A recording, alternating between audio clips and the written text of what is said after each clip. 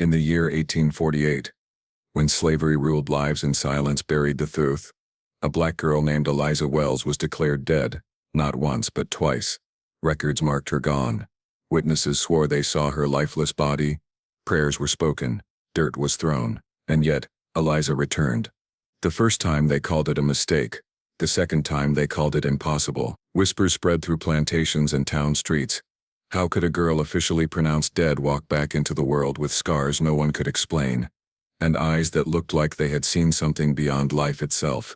Some said she escaped a place no human should return from. Others believed someone powerful wanted her erased, not buried, but forgot to finish the job. What Eliza carried back with her was more terrifying than her survival, a secret tied to blood, ownership, and a system that killed children to protect itself, a truth so dangerous that death itself was supposed to silence her. But Eliza Wells did not stay dead, and in 1848, her return exposed something history tried desperately to keep buried. The year 1848 was a year when ink decided life and death for enslaved people more powerfully than breath itself. Plantation records were treated as absolute truth, even when they were written by men who saw human beings as inventory. In those ledgers, names were entered beside ages, values, and labor capacity, and when a name was crossed out or marked with a single word, deceased, it meant the person had vanished from the legal world entirely. Eliza Wells' name appeared in such a record, written in steady handwriting, followed by that final word, deceased. No explanation was required. No inquiry followed. The record itself was considered proof enough. Eliza was listed among the enslaved children attached to a mid-sized plantation, whose cotton output fed northern mills and foreign ships. She was not described as a girl with a voice or a history, only as a unit of labor not yet fully productive. The ledger noted her age, her owner, and her assigned duties, and then abruptly her death. No illness was recorded. No accident was explained. The space beside her name remained clean, almost deliberate, as if the writer wanted no questions asked. In 1848, such silence was common. Enslaved children died often, and the system did not consider their deaths worthy of detail. The record was dated and signed, making it official in the eyes of the county. That signature mattered more than witnesses, more than the body itself. Once Eliza Wells was declared dead on paper, she legally ceased to exist. She could not be sold, punished, questioned, or protected. Her absence was absorbed into the daily machinery of slavery, where loss was routine, and accountability. For plantation owners, a dead child meant little more than an adjustment in numbers and a minor financial calculation. What made Eliza's record unusual was not the declaration of death, but the certainty with which it was written. Overseers often delayed such entries, waiting days or weeks, but Eliza's name was marked within hours of the event it claimed to describe. That speed suggested urgency, as if someone needed her erased quickly. The handwriting showed no hesitation, no blotting, no correction, the way a man writes when he believes his authority will never be questioned. The ledger was later submitted during a routine inspection, approved without comment, and stored among thousands of similar documents that quietly shaped American history. No burial record accompanied the entry, no church notation, no grave marker, no mention in local death tally. For white residents, this absence was normal. Enslaved people were buried without ceremony, often at night, often without names. But even within that cruel norm, Eliza's disappearance stood out. Some plantations, at least, noted where bodies were placed, if only to prevent land dispute. Here there was nothing, just the word deceased, and a line drawn beneath her name, as if to close a door. Those who worked near Eliza would later remember that the day of her supposed death had been strangely quiet. No bell was rung, no work was halted. Children were sent back to the fields quickly. Silence was enforced, not through orders but through fear. In a system where survival depended on obedience, people learned not to ask why a child was suddenly gone. Still, whispers moved through the quarters, careful and some said Eliza had been taken away. Others said she had been punished too harshly.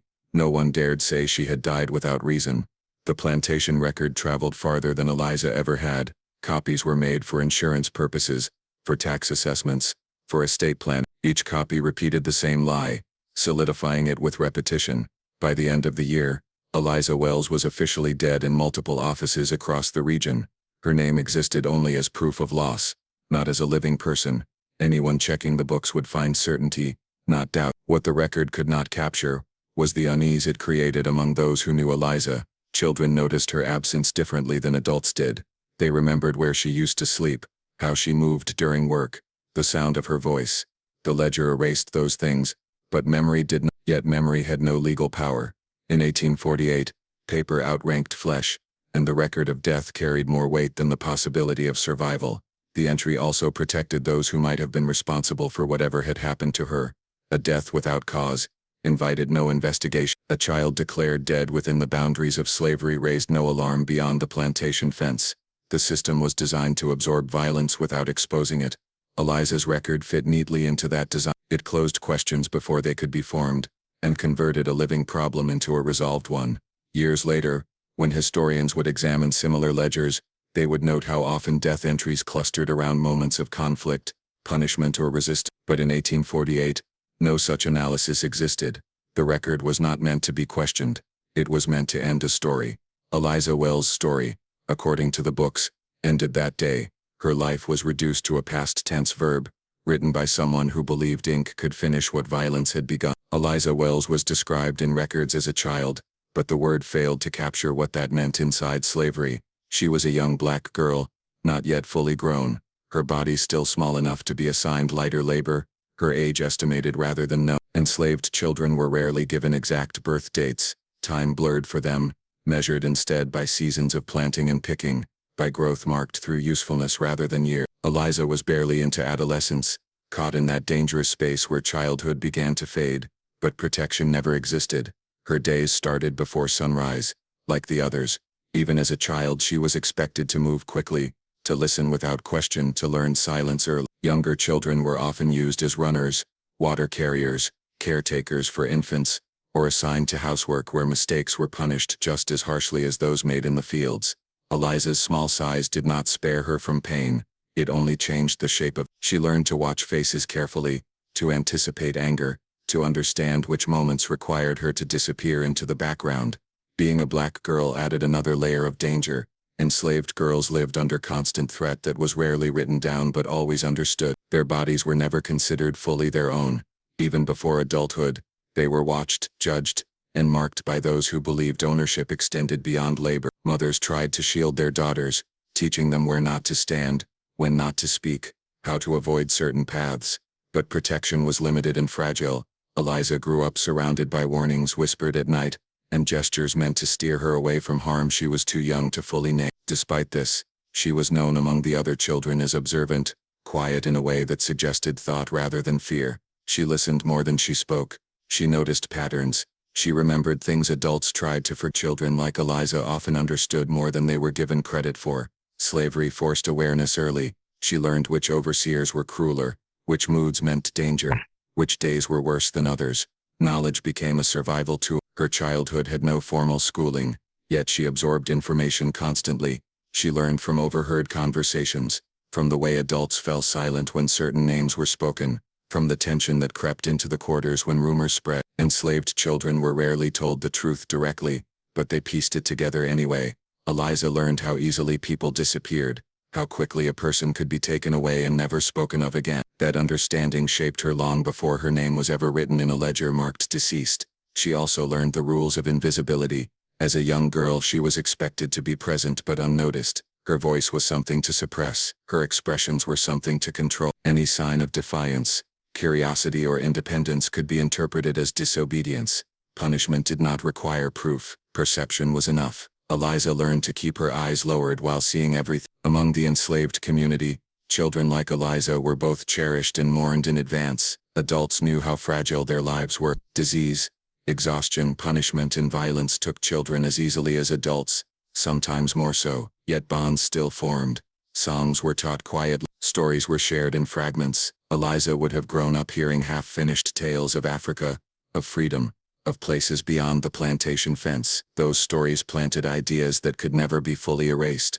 Her youth also meant she was often underestimated. White overseers and owners rarely believed children capable of understanding complex situations. That assumption made children witnesses to things adults would have been punished for seeing. Eliza heard conversations not meant for her. She saw actions carried out in front of her because no one thought her memory mattered. This underestimation would later become dangerous for those who assumed her mind was as small as they believed her body to be. Physically she was still developing, her strength limited but her endurance already tested daily. Long hours left her tired in ways children should never know. Hunger was common, rest uncertain. Illness moved quickly through the quarters, and children were often the first to suffer. Survival depended on resilience, built too early. Eliza's body carried the marks of labor long before it was ready, her hands learning work meant for adults. Emotionally, she lived between fear and attachment. She learned to care deeply while preparing for loss. Friends vanished, family members were sold or reassigned. Stability did not exist. This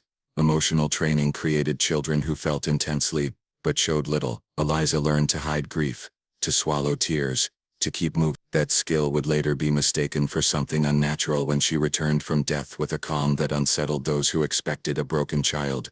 Her age also meant her death, when it was recorded, caused little reaction outside the plantation. Enslaved children died so frequently that society had grown numb to it. Newspapers did not report their deaths. Churches did not ring bells. Officials did not ask questions. A black girl barely into her teens was considered replaceable, her loss absorbed without pause. This indifference allowed whatever happened to Eliza to be buried quickly under routine. Yet within the quarters, her youth made her disappearance more disturbing. Children noticed when one of their own was gone. They felt the absence in shared spaces, in whispered games, in sleeping arrangements shifted to fill empty spots. Eliza's absence was felt not as a statistic but as a missing presence. Her age made her death harder to explain among those who still believed children should live. Eliza Wells existed at an age where she was old enough to remember and young enough to be dismissed. That position made her vulnerable in ways that adults were not. It also made her dangerous to a system that depended on silence and erasure. A young enslaved black girl was not supposed to carry secrets. She was not supposed to survive violence. She was not supposed to return after being declared gone. Her youth was meant to make her powerless, but it also made her unexpected.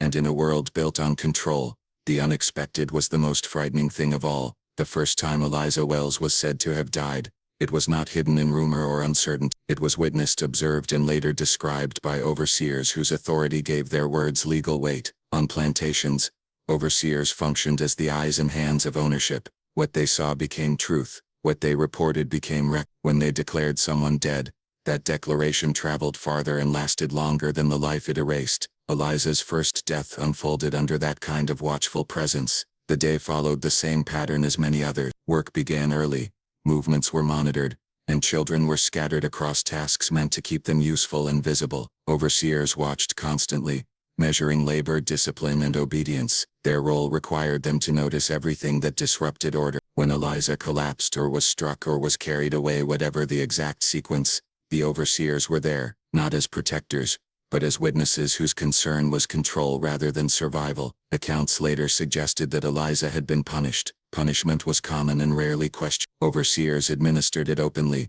believing fear worked best when seen. Children were not spared. In fact, punishment of a child was often intended to instruct others. When Eliza's small body failed to respond the way it was expected to, when she did not rise or cry out or move, attention shifted from discipline to liability. Overseers were trained to recognize when a body stopped functioning. They had seen death before. They knew what it looked like when breathing slowed, when skin cooled, when stillness lasted too long. Several men stood over her. Their presence alone shaped what happened next. No doctor was called immediately. Medical care for enslaved people was delayed unless an owner believed the investment was worth saving. For a child, especially one already weak, the calculation was different. Overseers checked for signs they understood: movement, breath, response. When they found none they deemed sufficient, they made a judgment that required no second opinion. That judgment became the story. Eliza Wells was declared dead on the spot. Witnessed death did not require ceremony. There was no announcement beyond those who needed to know. Her body was handled as an object,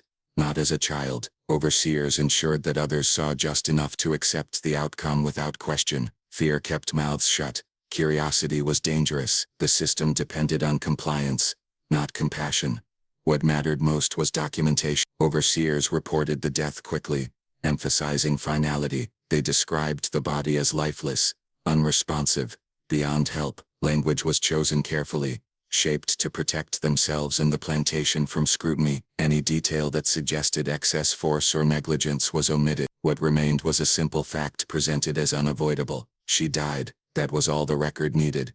The official recording followed. Plantation deaths were logged to maintain order, inventory, and legal clarity. Eliza's name was written down, paired with the overseer's account. Their witnessing elevated the claim beyond doubt. In a society that trusted white authority over black existence, their testimony was enough. No coroner was required. No investigation followed. The overseer's word functioned as proof. For those who lived alongside Eliza, witnessing took a different form. They saw the overseer's faces, the sudden shift in tone, the way work resumed too quickly. They noticed how her body was removed without care. They witnessed silence enforced through fear. Their witnessing had no power. They were observers without voices, forced to absorb what happened without reacting. The concept of death itself was distorted on plantations. People were declared dead when it was convenient, when paperwork required closure, when responsibility needed to be avoided. Enslaved bodies existed in a state where life and death were defined externally. Eliza's first death fit that pattern.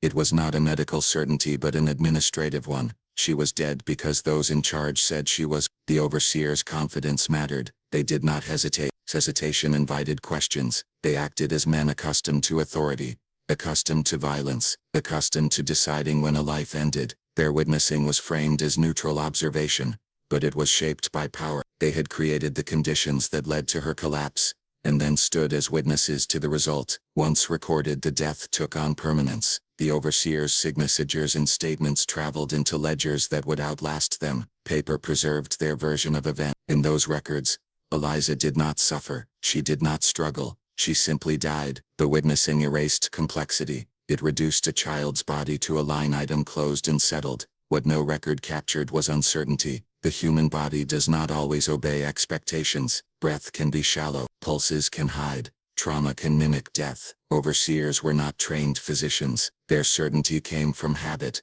not expertise. Yet their authority allowed no room for doubt. Once they declared Eliza dead, doubt became irrelevant. The body was removed under watch. Overseers ensured the process followed routine. Routine kept order. Routine prevented disruption. Eliza was treated as already gone, even as warmth may have lingered, even as life may not have fully left. The witnessing became self-fulfilling. She was dead because they proceeded as if she were. Official witnessing also served another purpose. It protected the narrative. If multiple overseers agreed, their shared account became unchallengeable. No single man bore responsibility. The group witnessed together, decided together, reported together. Collective authority replaced individual accountability. The system rewarded that alignment. In the quarters, the story was repeated quietly. Overseers saw her die. Overseers said she was dead. That was enough to end discussion. Children were warned not to speak. Adults lowered their eyes. Survival depended on accepting what those men claimed to have seen. Eliza's first death became something witnessed by many but owned by few. The power of witnessing lay not in truth, but in recognition. Overseers were recognized as legitimate observers. Enslaved people were, even if someone had noticed a breath.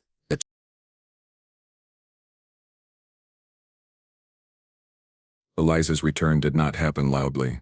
There was no announcement, no explanation offered to ease the shock of seeing someone thought to be gone standing again among the living.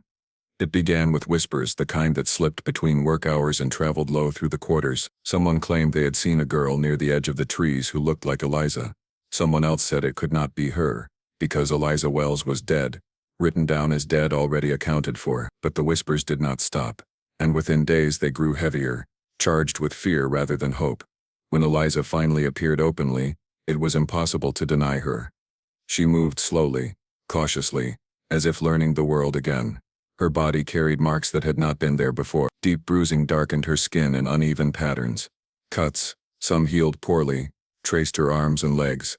There were signs of restraint, raw places at her wrists and ankles that suggested rope or iron. Her face looked thinner, sharper, her eyes set deeper as if sleep had abandoned her for weeks. She did not cry or call out. She simply existed again, and that was what unsettled everyone who saw her. Those who remembered her before noticed the changes immediately. Eliza had once moved with the restless energy of a child, quick and alert. Now her movements were measured, deliberate, almost cautious. She flinched at sudden sounds. She kept distance between herself and others, even those she once trusted. When spoken to, she listened but rarely responded, and when she did, her voice sounded different, quieter, controlled in a way that did not belong to someone her age. The injuries raised questions no one dared ask aloud. They did not match a single beating or accident. They suggested prolonged suffering, something extended over time rather than delivered in one moment. Some wounds looked older than others, layered as if pain had been repeated, not resolved. For those who understood punishment on plantations, these marks did not align with routine discipline. They looked excessive, secretive, hidden from public view. Eliza offered no explanation. She did not describe where she had been or how she survived. Silence clung to her like another wound. Adults recognized that silence as learned, the kind that comes from knowing words can be dangerous. Children sensed something else, something heavier. They watched her closely, unsure whether to approach. Eliza's presence disrupted the fragile understanding of how the world worked. People were not supposed to return once they were declared gone. Overseers reacted with visible discomfort. Their authority depended on certainty, and Eliza's return introduced doubt. They avoided looking directly at her. When forced to acknowledge her existence, they dismissed it as confusion, insisting the dead girl must have been someone else. They claimed the earlier record was mistaken, that names were mixed up, that such errors happened, but their voices lacked conviction. The marks on Eliza's body contradicted the idea of a simple clerical mistake. Plantation owners were informed quietly. Discussions took place away from the quarters. Eliza was examined not with concern but with calculation. Her injuries represented risk. A child who returned from death carrying visible evidence of violence threatened the narrative of order and control. Her survival itself was a problem that needed managing. Decisions were made about where she could be seen, who she could speak to, how closely she should be watched. Within the enslaved community, reactions were conflicted, relief mixed with fear. Eliza's survival felt unnatural in a world where death was final and common. Some believed she had been protected by something unseen. Others worried that her return would bring punishment upon everyone. Survival under slavery often required invisibility, and Eliza's existence made her impossible to ignore. The injuries affected how she worked. She moved stiffly, favoring one side. Tasks that once seemed manageable now caused visible pain. Overseers noticed but showed little patience. Productivity mattered more than recovery. Still, they hesitated to punish her further, aware that her body already told a story they could not fully control.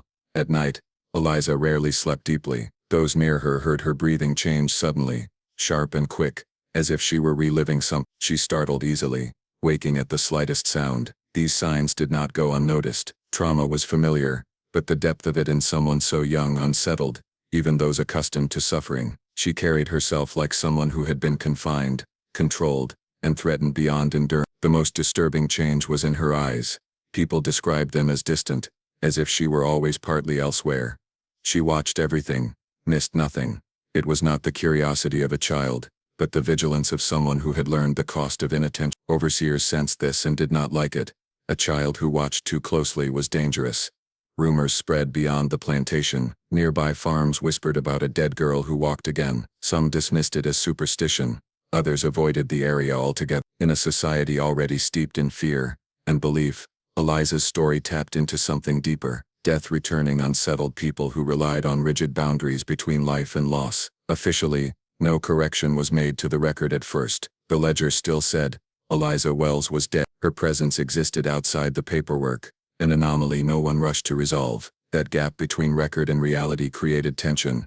She was alive, working, breathing, yet officially non-existent. That contradiction protected those in power while placing Eliza in an even more vulnerable position. Her injuries healed slowly, some never fully. Scars remained, permanent reminders etched into her skin. They could not be explained away easily. Each mark suggested a story that contradicted the clean lines of the ledger. Even when clothing covered them, their presence shaped how she moved, and how she was seen. Eliza's return forced everyone around her to confront something they preferred to ignore. Death on plantations was supposed to be final, neat, unquestioned. Her survival exposed the fragility of that certainty. It revealed how easily declarations could be wrong, how carelessly lives were ended on paper and in practice. A wounded child standing where a corpse was expected disrupted the illusion of control that slavery depended on. She did not celebrate being alive. There was no joy in her return, only endurance. Survival had cost her something invisible as well as physical. She carried that cost quietly, her injuries speaking when she would not, her presence a constant reminder that something had gone terribly wrong, and had not stayed buried. When Eliza reappeared, the response from plantation owners was not confusion but damage control. They understood immediately what her presence threatened. Records mattered because records created reality. If a ledger said a person was dead, then that person was supposed to stay dead, at least on paper. Eliza, standing alive, undermined that authority. Rather than acknowledge error or wrongdoing, the owners chose the safest explanation for themselves: a clerical mistake. They claimed her name had been entered incorrectly, that another child must have died and the wrong name recorded. Such errors, they said, were unfortunate but common on large plantations with many enslaved people. The explanation was delivered calmly, confidently, as if repetition alone could make it true. Overseers echoed it without hesitation. Consistency mattered more than accuracy. Once the story was agreed upon, it was repeated until it hardened into accepted fact. The power of this claim lay not in its plausibility but in who made it. Plantation owners were respected men in the local economy. Their word carried weight with clerks, inspectors and neighboring landholders. Few were willing to challenge them over the life of an enslaved child. To do so would have meant questioning the entire system that sustained their wealth. Silence was easier. Acceptance was safer. Eliza herself was excluded from the explanation. No one asked her what had happened. No one acknowledged the scars on her body as evidence of anything beyond routine hardship. The clerical error narrative required her to remain quiet and compliant. Any attempt by her to contradict it would have been dismissed as confusion or insolence. As a child, as an enslaved girl, her testimony had no value in the eyes of the law. Within the plantation, the explanation was delivered selectively. Enslaved people were told only that a mistake had been made and that Eliza had never truly been dead. This version was meant to discourage further discussion. If she had not died, then there was nothing to question, no wrongdoing to whisper about, no reason to fear consequences. The story attempted to close the wound without addressing what caused it. Yet the explanation failed to convince those who saw the evidence with their own eyes. Clerical errors did not leave rope marks. Mistakes in handwriting did not cause months of visible suffering. The claim felt thin, fragile, held together by authority rather than truth. People learned to nod when it was spoken, to repeat it when required, while privately knowing it explained nothing. For plantation owners, the narrative served multiple purposes. It protected them legally by avoiding any suggestion of negligence or violence. It preserved the image of control and order they relied on to manage labor. It prevented outside scrutiny that might invite inspectors or questions from abolitionist circles growing louder in the late 80s. Most importantly, it reasserted their power to define reality regardless of what others saw. The ledger itself was quietly adjusted. Some copies retained Eliza's death entry. Others were amended or annotated with vague corrections. No official notice was issued. No apology was recorded. The inconsistency was intentional. Ambiguity allowed flexibility. If challenged, owners could point to whichever version suited them. Paper became a tool not of truth but of convenience. Overseers were instructed to enforce the narrative strictly. Any mention of Eliza's death was discouraged. Questions were met with threats. Punishment did not need to be severe. The possibility of it was enough. Enslaved people learned quickly that repeating the clerical error explanation was safer than challenging it. Survival depended on aligning with the story told by those in power. Eliza was watched more closely than before. Her movements were monitored, her interactions limited. Owners feared not only what she knew, but what she represented. A child who survived being declared dead could not be allowed to become a symbol. Symbols inspired thought, and thought led to resistance. Controlling the narrative meant controlling her visibility. Among white society, the explanation worked almost perfectly. Neighbors accepted it without question. Officials had no incentive to investigate further. The idea that a plantation owner might falsely record a death, or worse, attempt to erase a child, was more disturbing than the idea of a simple mistake. People chose the explanation that allowed them to sleep at night. The cruelty of the clerical error claim lay in its dismissal of Eliza's suffering. It reduced her experience to a bookkeeping problem. Her pain became irrelevant. Her survival became inconvenient. The system did not need her story, only her silence. By labeling her death a mistake,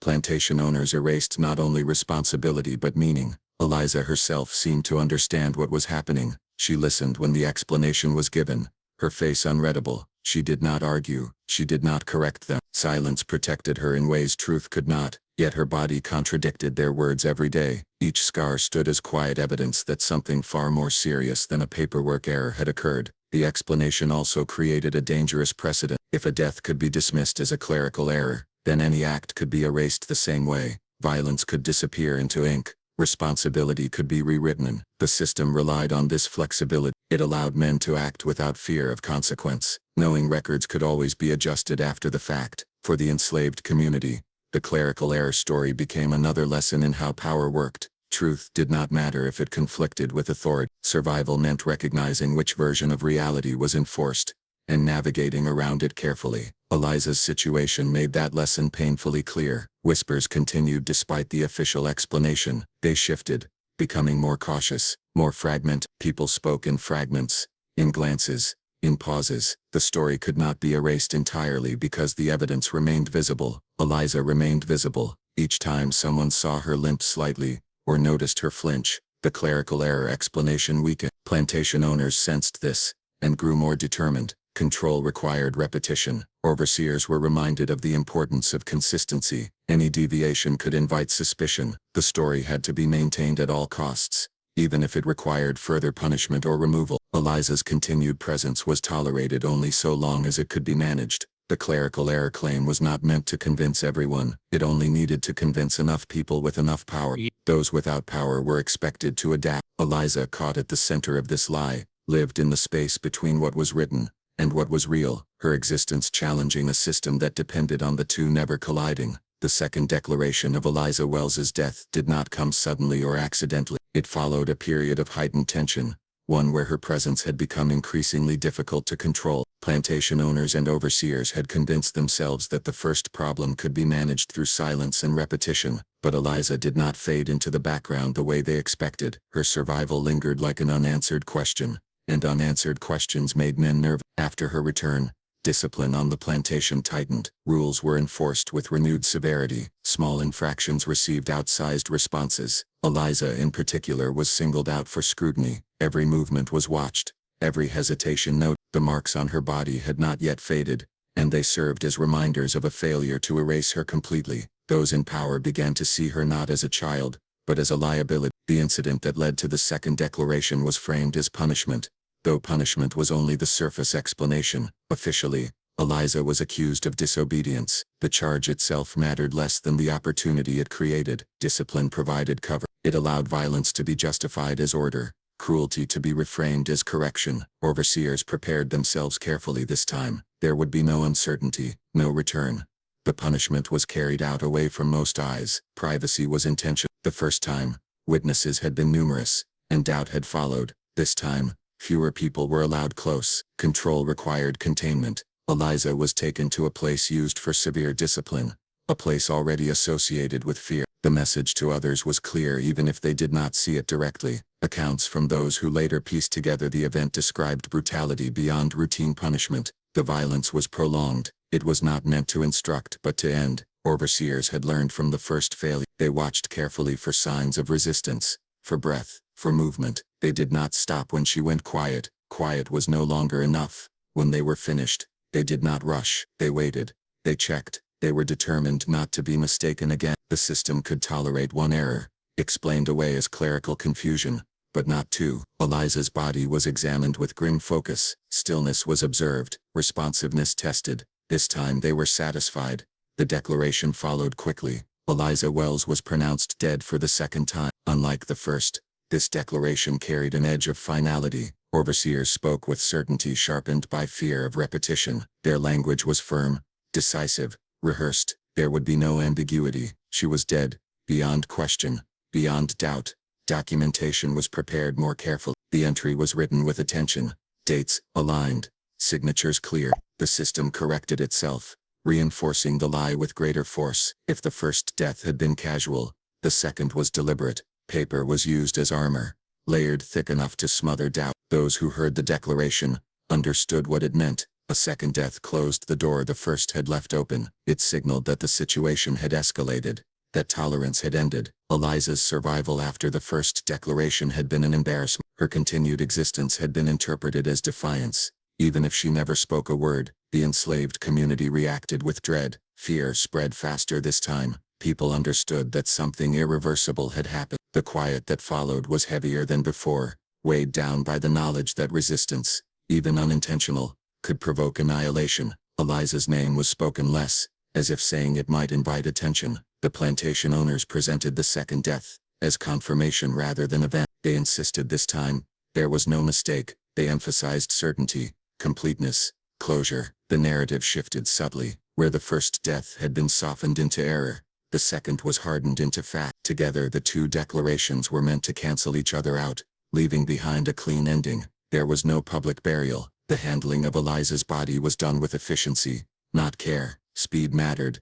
The faster she was removed, the less opportunity for her disappearance was meant to be permanent, her absence unquestionable. The system moved to erase not just her life, but the disruption it had caused. For overseers, the second declaration was also self-protection. The first mistake had revealed vulnerability. This time, they closed ranks more tightly. Responsibility was shared, decisions collective. No single man would bear blame if questions arose. Authority, once again, was diffused to avoid accountability. Rumors circulated anyway. They always did. People noticed They noticed how fear intensified. They noticed how quickly Eliza was removed compared to others. They noticed the silence that followed. But rumors had no power against official declarations, especially when backed by violence. The concept of punishment itself took on a darker meaning. It was no longer simply corrective. It became terminal. Eliza's second death transformed discipline into something final, something meant not to teach,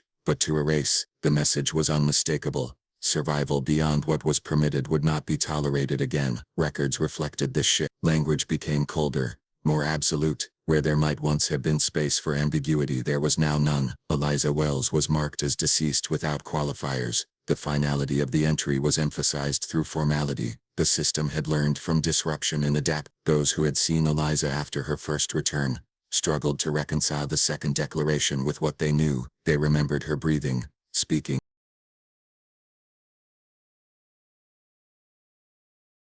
After the second declaration, the world was supposed to settle back into certainty. Paper said Eliza Wells was gone again, and paper usually won. But it did not take long for certainty to fracture. It began with small, almost accidental sightings, the kind people tried to explain away before fear forced them to acknowledge what they had seen. A figure near the edge of the fields at dawn. A small shape moving between trees at dusk. Someone standing where no one should have been standing at all. At first people blamed exhaustion. Long hours bent the mind as much as the body. Hunger caused visions. Grief played tricks.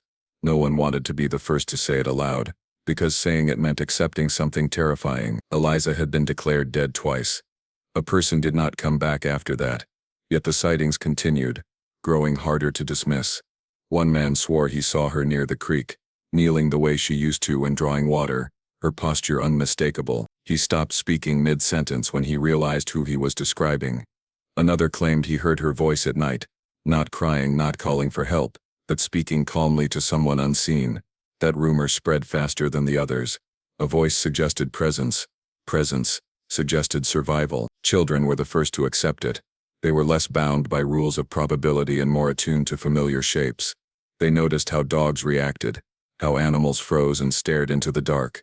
They whispered that Eliza was back again, though this time she did not walk openly. This time she stayed at the edges, half hidden, careful. Adults reacted with fear sharpened by memory. They remembered the consequences of the first return. They remembered how violence escalated.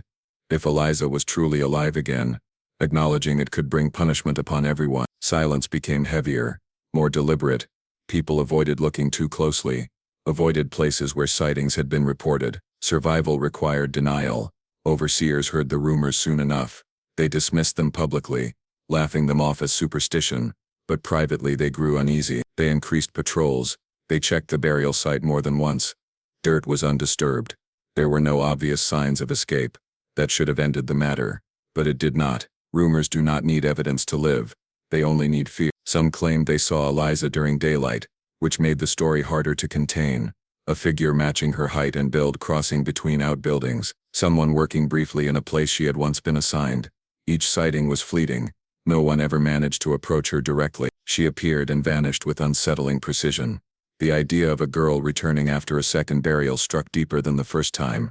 It challenged not just authority but order itself. In a world governed by strict hierarchies and rigid definitions, death was supposed to be final. A second return suggested something beyond control, beyond explanation. It stirred older beliefs, ones people pretended not to hold but never truly abandoned. Whispers began to change in tone. At first they had been fearful, cautious. Now some carried awe. Eliza was spoken of as someone touched by something powerful, not blessed, exactly, but altered. People wondered what she had seen, where she had been. They speculated that death itself had rejected her. Such thoughts were dangerous. They encouraged imagining a world where the rules could bend. Overseers responded by tightening boundaries. Curfews were enforced more harshly. Movement at night was punished severely. Any mention of Eliza's name was discouraged. They framed the rumors as distractions, as lies spread by lazy workers, but their actions betrayed their concern. Men, confident in control, did not behave that way. Plantation owners were informed again, this time with less certainty. They ordered checks, demanded reassurance. When none could be provided, frustration replaced confidence. The possibility that Eliza might still exist, unseen and documented, undermined everything they believed about order. A person who lived outside the ledger was a problem that could not be easily solved. Among the enslaved, interpretations vary. Some believed Eliza was alive and hiding, protected by those who knew secret paths through woods and swamps. Others believed she was something else entirely, neither fully living nor fully gone. Trauma blurred the line between reality and belief. The truth mattered less than what people felt. Fear, hope and awe tangled together. Those who claimed to see her described similar details. She appeared thinner than before, moving carefully, almost soundlessly. She avoided light. She watched from a distance. She never spoke when approached. Once, someone said they followed her tracks only to find them disappear abruptly, as if she had stepped into nothing. The plantation's atmosphere shifted. Work continued, but tension hung in the air. People startled easily. Nights felt longer. The idea that Eliza might be watching changed behavior subtly. Overseers sensed eyes on them even when alone. Power felt less absolute when something unaccounted for lingered nearby. Children told stories in whispers, reshaping Eliza into something larger than herself. They said she could not be killed because she had already died. They said the ground refused to keep her. These stories frightened adults, who tried to stop them, knowing that such ideas invited punishment. But stories spread anyway, shaped by fear and imagination. Officials outside the plantation dismissed everything. No report reached them that demanded action. There was no body to examine, no proof to challenge the record. Without documentation, Eliza did not exist. That absence allowed the system to pretend the rumors were meaningless, even as those within its walls felt the opposite. The sightings did not lead to confrontation. Eliza, if it was truly her, remained elusive. She never stayed long enough to be captured or confronted. That restraint suggested intention, whether driven by fear or strategy. She avoided becoming visible enough to force a response. Her presence lingered just beyond certainty. For those who believed, the second return transformed Eliza into something symbolic. She became proof that declarations could fail, that erasure was not always permanent. Even if she never showed herself fully again, the possibility of her existence changed how people understood power. A system that needed finality could not tolerate uncertainty. The fear among overseers grew sharper. They doubled efforts to control information, to crush rumor before it hardened into belief. But belief does not require confirmation. It feeds on repetition and silence. Every unexplained sound, every shadow at the edge of vision, reinforced the idea that Eliza Wells had not stayed buried. Whether she was alive, hiding, or something people could not explain no longer mattered as much as what her rumored return represented. Twice declared dead, twice denied rest. Her name moved through the plantation like a challenge. No one dared speak openly, unsettling the fragile confidence that ink and violence could end every story. Eliza Wells' changed behavior after her first and second deaths became one of the most unnerving aspects of her story. Those who witnessed her return noted that she no longer acted like the child they had known. Her movements were deliberate, cautious, measured in ways that suggested she had learned something beyond the normal scope of childhood. Before, she had been alert, restless, curious, full of energy despite the long hours and harsh conditions of the plantation. Now, she seemed to carry a weight, a knowledge that was visible in every glance, every step. It unsettled adults and children alike because she no longer fit their expectations. She avoided the center of attention. When she appeared among other children, she did not play as before. Her interactions were minimal, brief, and carefully calculated. She spoke only when necessary, her voice low, almost controlled, as if she had learned to measure words against potential danger. People noticed how her eyes scanned constantly, catching every movement, noting every gesture. It was as though she expected the world to shift unexpectedly, and in a way she had learned that it often did. Eliza flinched at sudden noises, a reflex born from trauma but exaggerated by fear. Everyday sounds, the snap of a branch, the shuffle of feet, the clink of tools, could startle her into sudden stillness, or jerky movement. Observers interpreted this differently. Some saw it as timidity, some as evidence of illness, and others as something more. Her careful tense movements made people uneasy because they suggested awareness beyond what a child was supposed to carry. Her injuries from previous abuse were visible, and they affected her posture and gait. She moved with a slight stiffness, favoring limbs unevenly, as if certain movements reminded her of pain she had endured. These physical changes reinforced the perception that something extraordinary had happened. Children who had known her before recognized the difference immediately, but adults were the ones unsettled in deeper ways. A child carrying visible scars from survival against odds contradicted their assumptions of control. Behaviorally, she exhibited heightened caution. She avoided being touched or grabbed, responded defensively to proximity she had once accepted. Even the simplest contact could provoke a sudden step back or a wary glance. It became clear to those who observed her that she had internalized a constant state of vigilance, one that went beyond normal caution. Others began to adapt their behavior around her, speaking in hushed tones, moving carefully to avoid triggering her reaction. She had reshaped the social dynamics simply by being alive. Her gaze was different. Where she once looked directly, now she watched through peripheral vision, tracking movements subtly without seeming to focus. Witnesses described her eyes as distant, as if she were partially elsewhere, existing in a place only she could perceive. This created a sense of otherness that was difficult for adults to process. Children interpreted it differently. They were fascinated and fearful in equal measure. That distant gaze implied that Eliza had experienced something beyond ordinary life, and the adults were forced to acknowledge that. She was quiet in ways that suggested intelligence and strategy rather than fear alone. Her silence was deliberate, a protective measure learned through necessity. Those who tried to engage her noticed that she listened intently, but responded minimally. It was as if she was cataloging information, testing intentions, and choosing her moments carefully. This behavior disrupted the assumptions of those in power. A child who listened more than spoke, and observed more than acted, challenged the expected order. Eliza's interactions with other children were similarly calculated. She avoided forming bonds that could be used against her, maintained distance, and participated only when essential. Children instinctively recognized that her caution was different from normal shyness. They respected it, kept their distance, and adapted their play around her presence. Some whispered that she had changed in ways they could not understand, that her experience of death and survival had altered her fundamentally. Adults also took note of her resilience. Where most children would have been broken by trauma and repeated abuse, she survived, and survival had hardened her in subtle ways. She did not cry easily. She did not beg. She bore suffering with a quiet endurance that inspired both fear and admiration. Observers could not reconcile her small stature and age with the strength of her presence. She existed at the intersection of vulnerability and defiance, and that tension unsettled those who had believed they could control her. Her cautious behavior extended to the physical spaces she occupied. She avoided corners, shadows, or areas where visibility was limited, or conversely, she used them to observe without being observed. She moved along paths that minimized exposure, altered routes to avoid oversight, and appeared in places unexpected. Her movements suggested knowledge of terrain and human behavior beyond what her age would suggest. This created unease among overseers who assumed predictable patterns in the children they controlled. Eliza also displayed emotional restraint beyond her years. Trauma had shaped her expression, and she rarely showed outward signs of distress. Adults found this disconcerting because it disrupted their expectations.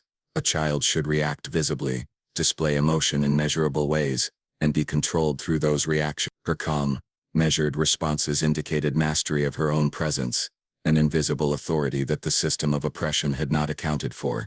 Her new behavior also provoked curiosity and gossip. Enslaved children and adults alike speculated about what she had experienced while dead. Stories grew in the quarters, blending reality with imagination. Some believed she had been protected by forces unseen.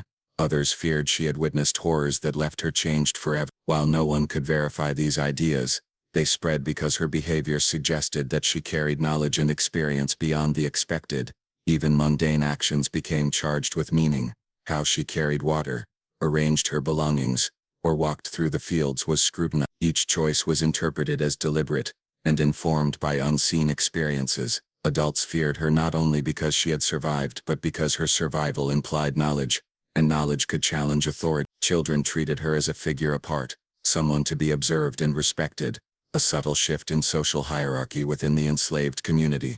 Her presence disrupted routines in subtle ways. Overseers found themselves adjusting schedules, monitoring areas more closely, and enforcing rules more rigidly in response to her. She had become a living reminder that the system could fail. The careful attention she demanded demonstrated that survival could not be erased simply by ink or threats. Her behavior forced constant vigilance, reminding everyone that control was never absolute.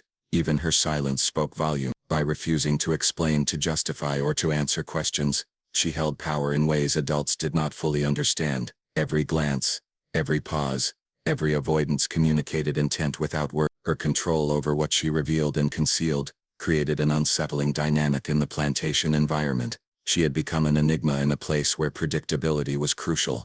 Over time it became clear that her behavior was adapted. She had learned patterns of observation, control, and self-preservation, incorporating lessons from her experiences into daily life. Where most children reacted impulsively, she acted strategically. Where others were easily frightened, she managed fear with calculation. Survivors of trauma can develop heightened awareness and acute intuition, and Eliza's behavior demonstrated these qualities in ways that both protected her and unsettled those around her.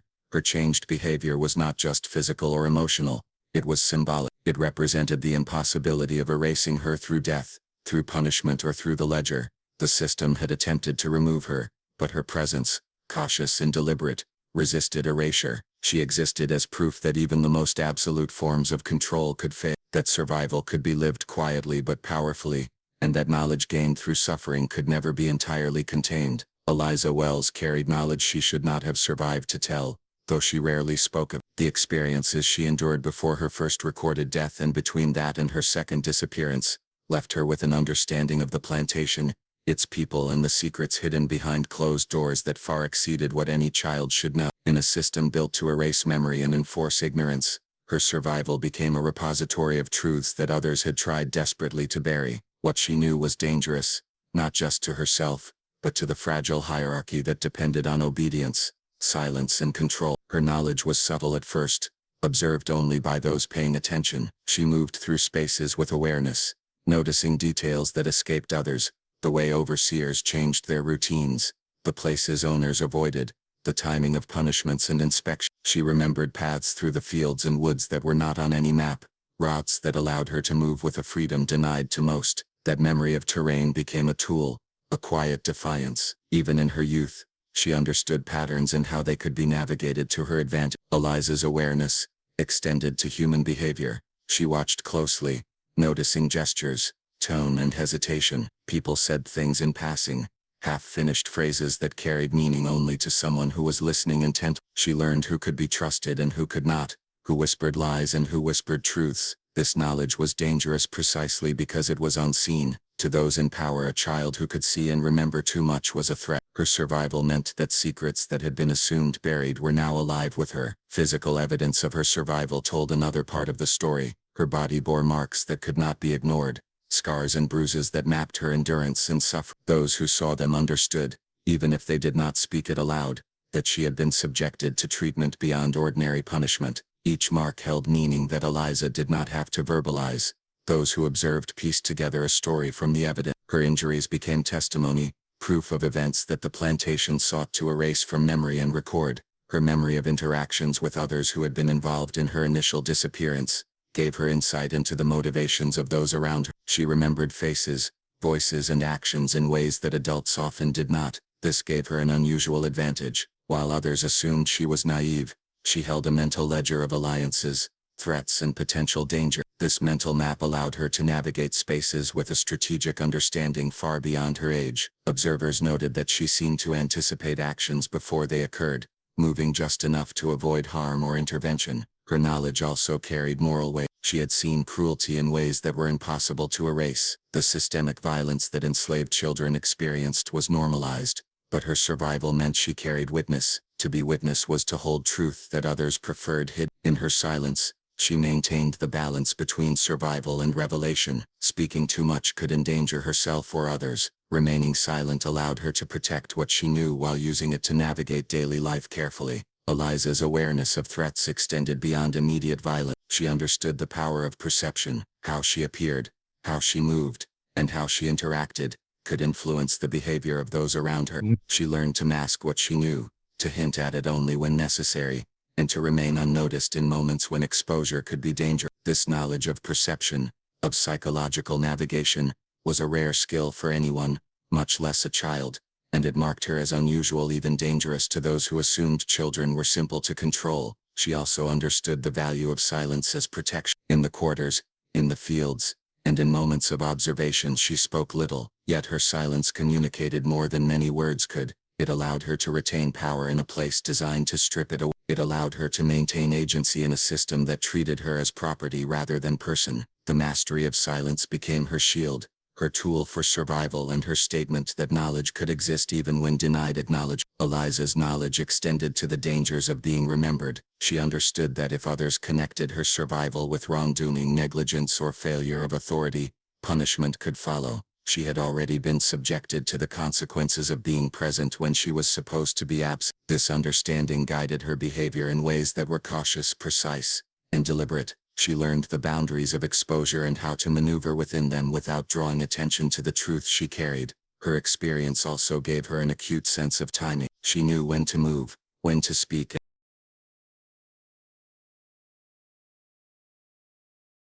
Eliza Wells' story culminates in a moment of impossible terror and awe, a moment that forced everyone who witnessed or heard of it to confront the limits of what they believed possible. Twice declared dead, her survival defied the authority of overseers, the certainty of records, and the brutal logic of a system designed to erase lives at will. By the time the final events unfolded, she had become more than a child. She was a living enigma, a figure whose existence challenged the assumptions and power structures surrounding her. The circumstances leading to this final chapter were tense and fraught. After her second declaration of death, the plantation environment remained uneasy. Overseers and owners alike understood that their control had been disrupted in ways they could not fully repair. Rumors persisted, sightings continued in shadowed corners, and the whispers among children and adults alike suggested that Eliza Wells had acquired a presence beyond explanation. Her continued survival represented a fracture in the system, a crack through which doubt seeped into the consciousness of those who had assumed absolute authority. Eliza's physical and emotional state had evolved. Her body bore scars and bruises from previous encounters with punishment and neglect, yet she moved with a careful precision that suggested both pain and adaptation. Every step was calculated, every gesture deliberate. Those around her could see that she had learned the limits of her own endurance, and they understood even without words that her survival was not passive but active. It required strategy, patience, and awareness far beyond her years. Her awareness extended to those who sought to control her. She could anticipate actions before they occurred, notice small changes in tone or posture, and act in ways that protected her from detection or further harm. This mastery over her own presence transformed her from a passive survivor into a figure of subtle but undeniable power. People around her began to sense that she knew more than they had assumed possible, and that she could exploit that knowledge if necessary. The final events intensified this perception. Witnesses described moments where Eliza seemed to vanish and reappear at will, moving through spaces where no one expected her to be. Shadows and corners became her domain, and she navigated them with an ease that defied understanding. Those who glimpsed her could not reconcile what they saw with the official records. Twice dead, and yet alive, moving, observing, calculating, she occupied a space outside the normal rules of life and death.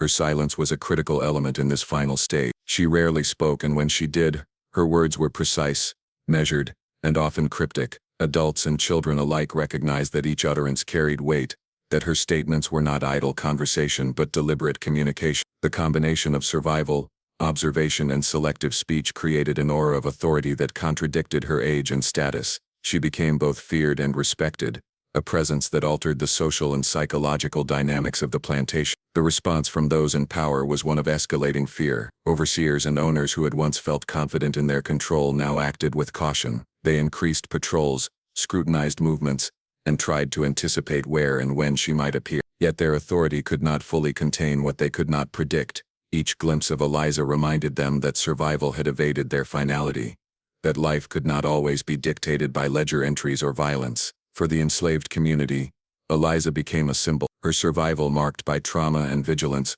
represented endurance beyond expectation. She embodied the idea that death could be resisted, that erasure could fail, and that knowledge and awareness could confer power even in the most restrictive circumstance. Stories about her grew, blending reality with imagination, and even in whispered form her legend influenced behavior, teaching caution, reverence, and the possibility of defiance through survival. Her movements during this time were not aimless. She understood the significance of space and timing, moving when observation was least likely, using knowledge of routines and patterns to her advantage. She navigated areas that were heavily monitored with a blend of caution and audacity, ensuring that she remained beyond the grasp of those who sought to reassert control. Each active movement was strategic, designed to preserve her life while maintaining a presence that could not be fully ignored. The psychological impact of her survival cannot be overstated. Those who had once assumed her death now questioned the boundaries of life and authority. Twice declared dead, she existed in a liminal space that disrupted assumptions. Observers experienced fear,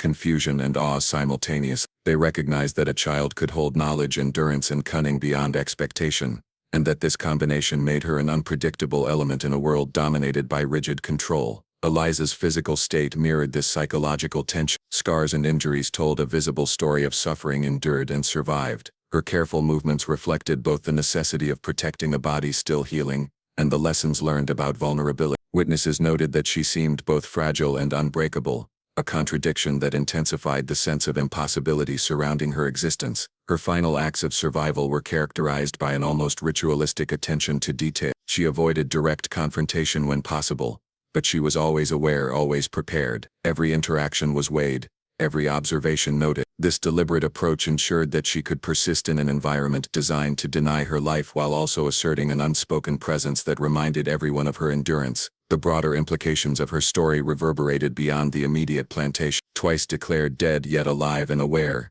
Eliza Wells became a symbol of the limits of human control, of the resilience of the oppressed, and of the mysteries that survive even under the strictest systems of authority. Her existence challenged assumptions about mortality, power, and agency, suggesting that life could persist in forms and ways that defied expectation. Even as time passed, the memory of her survival lingered. Her presence, marked by careful observation, strategic movement, and deliberate silence, left an impression that could not be fully erased. Stories of her endurance and cunning spread quietly, influencing the behavior and beliefs of those who encountered or heard about her. Her survival became a silent lesson in resilience, adaptability, and the impossibility of absolute control. Eliza Wells' final chapter, the period after her second declared death, embodies the convergence of fear, awe, and the impossible. Her life, shaped by trauma, survival, and awareness, demonstrates how human endurance can defy expectations, challenge authority, and create a presence that transcends what systems seek to define or erase. She became, in essence, a living paradox, a child declared dead twice, yet navigating life with strategy, awareness, and quiet power, leaving an indelible mark on those around her. Eliza Wells' story does not end neatly, because her life was never meant to fit the tidy expectations of those around her. Twice declared dead, scarred by cruelty, and yet remarkably alive, she became a living testament to resilience, courage, and the unbreakable spirit of those whom systems of oppression tried to erase. Her survival challenges the very idea of control, reminding us that human will and memory cannot always be extinguished by force, fear, or paperwork. She stands as a symbol for the impossible, proof that even in the darkest, most constrained circumstances, life can endure, secrets can survive, and hope can persist in ways others cannot anticipate. Eliza's endurance forces us to confront the terrifying and extraordinary truths of history, that suffering can coexist with strength, that trauma can forge insight and awareness, and that those whom the world writes off as powerless may carry within them a quiet but unstoppable force. Her legacy is not only in her survival but in what it represents, a defiance so profound that it disrupts authority, challenges narratives, and leaves a mark far beyond the life of a single child. Eliza Wells reminds us that some stories refuse to die, that some spirits cannot be contained, and that courage can emerge even from the impossible, illuminating the darkest chapters of human history with a light that endures long after those who tried to erase it have faded. Her life, her endurance, and her story